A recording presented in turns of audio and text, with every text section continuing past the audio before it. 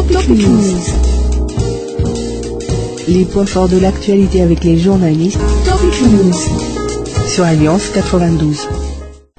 Et nous sommes dans notre émission, bien entendu, vous avez compris, Topic News, en partenariat avec Courrier de Madagascar. Bonjour Franck. Bonjour Prisca et bonjour à tous nos auditeurs de ce matin. Alors, introduction classique, Franck Emerson, rideau sur les faits. Et maintenant, revenons sur Terre. Alors, pour revenir sur Terre, qu'est-ce qu'on doit maintenant affronter de la vie socio-politico-économique, Franck Emerson? Eh bien, de toute manière, comme vous l'avez dit, la fête est finie, les rideaux sont tombés, et on revient réellement donc à la réalité de donc comment sortir de cette crise. Le président de la transition l'a dit même dans son discours, qu'il cherchait tous les moyens à sortir de cette crise. Mais la question donc qu'on peut lui poser, pourquoi donc nous a tous mis dans cette galère le 17 mars 2009? Donc c'est la question que l'on veut savoir, parce que maintenant il ne suffit pas de reprocher aux uns aux autres, à la classe politique de ne pas être responsable. Il fallait d'abord être responsable en ce temps-là d'achever conformément, comme tout homme qui veut le pouvoir, un coup d'État qui ne dit pas son nom.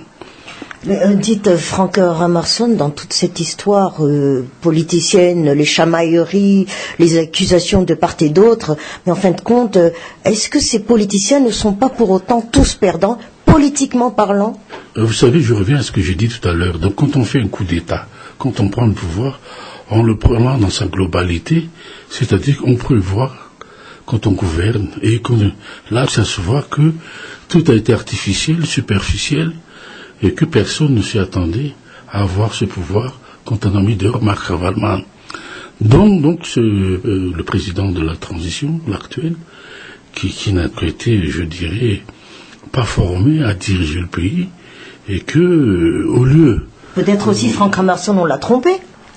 Non, je veux dire simplement que, au lieu de suivre uniquement, je dirais, la fameuse ordonnance de prise de pouvoir, qui consistait, comme tout régime de transition, à mettre en place une nouvelle constitution, à faire donc de nouvelles élections, pour pouvoir avoir un avènement, je dirais, d'une nouvelle république, nous avons fait autre chose, c'est-à-dire que se positionner dans une perspective d'une république élue, avec donc des projets qui consistaient à engager Madagascar dans une nouvelle voie. Un autre duel, les dalles. Je reviens un peu à ce que j'ai dit tout à l'heure, parce que je vois que le président de la transition, en revenant de Rio, parle encore de ces grands projets, alors que la priorité, comme vous dites, c'est d'abord organiser les élections et, je dirais, soigner, c'est-à-dire trouver des solutions à cette lutte contre les dalles, qui ne dit pas son nom, mais à cette rébellion qui ne dit pas son nom dans le sud. Mais dites-moi, vous avez dit rébellion, mais pourquoi? Rébellion parce que nous assistons à la difficulté des forces armées, je dirais, à dominer la situation. Vous avez entendu le ministre de l'Intérieur quémander une aide étrangère pour pouvoir traquer ces fameux bandits.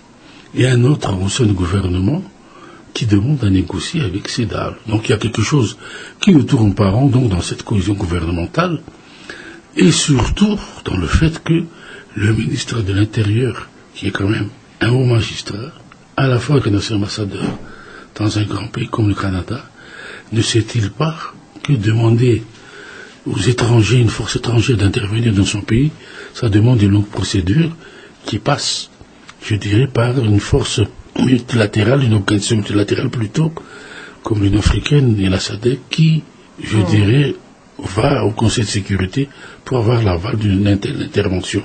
Donc ça prouve encore une fois, comme j'ai dit tout à l'heure, qu'on prend le pouvoir à Madagascar sans connaître les méandres donc de la gestion de ce pouvoir. Oui, mais on ne peut pas pour autant accuser une seule personne dans tout cela. Ceux qui ont poussé à agir de cette manière aussi sont responsables, et pourtant, Franck.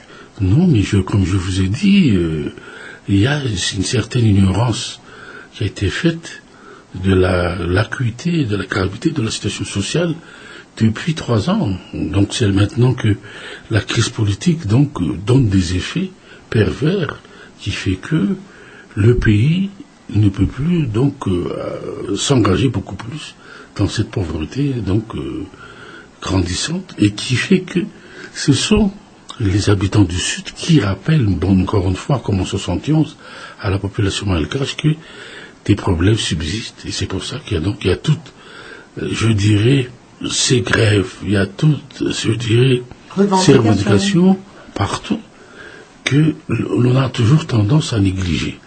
Et quand on veut un changement, puisqu'on l'a demandé en 2009, il faut aussi assumer que le changement passe par la transformation de ces revendications sociales.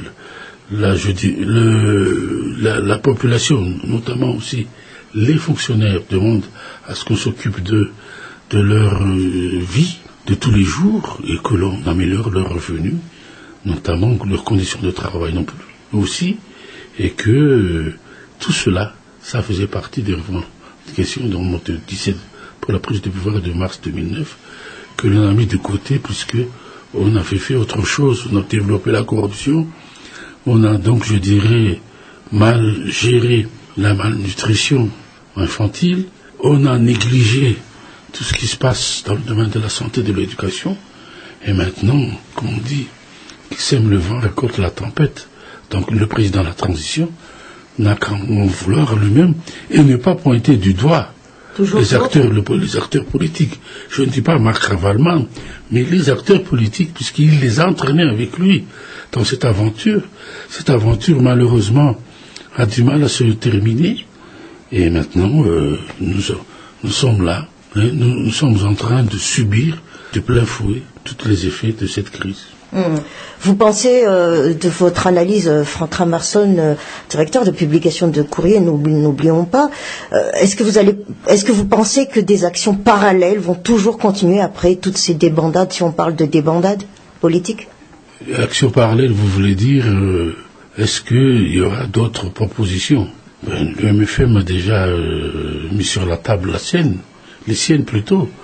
Et il faut dire aussi que les gens en ont justement assez de cette situation, qu'ils demandent à ce que cette rencontre entre Marc Ravalman et André Rajoelina je dirais, caractérise et surtout se concrétise par une démission des deux, non seulement dans la gestion de la transition, qui ne participe plus à la vie politique, puisque ça fait, je dirais, endurer la souffrance de la population, mais surtout qui ne se présente pas à la première élection qui va se tenir au mois de mai-juin 2013, parce que n'oublions pas, encore une fois, que l'Union européenne vient de dire qu'elle est solidaire des Nations Unies pour des élections au mois de mai 2013, et qu'elle n'accepterait pas que si le président de la transition et son équipe persistent à organiser des élections à la fin de l'année, elle ne sera pas donc validée ni par la communauté nationale, ni même aussi par la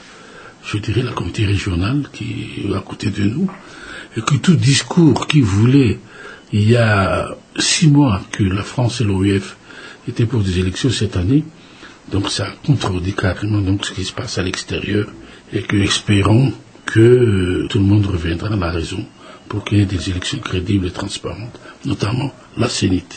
Dites, Franck Ramarson, en vous entendant pendant ces bonnes dizaines de minutes, c'est comme si vous disiez des discours, que de discours, mais les pratiques restent les mêmes durant ces 3 ans.